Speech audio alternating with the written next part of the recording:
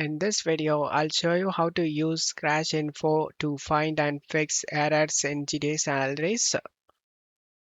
Check my video description for this mod link. Right click and select WinRAR and select Open with WinRAR. Open SA folder EN mod. Right click on the game and select Open File Location. Before installing any mods, backup your San Andreas folder. Copy and paste it in same location. Rename it as backup.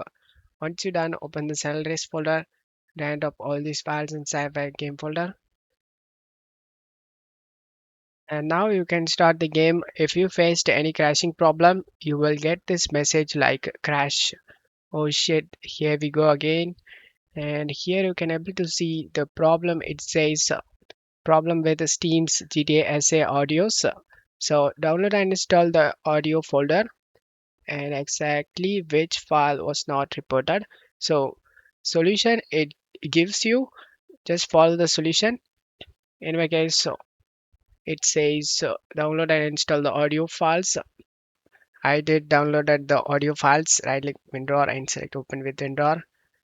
Open the game location. Open audio, SFX, then all the files inside.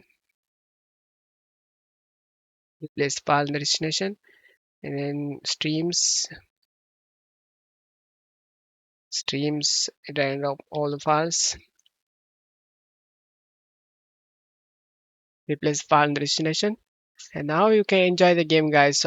So the crash info mod gives you the exact problem and solution and what to do. In this way, you can fix the GTSA problem. I hope this video helped you. If the video helped you, don't forget to leave a like and subscribe. Thank you.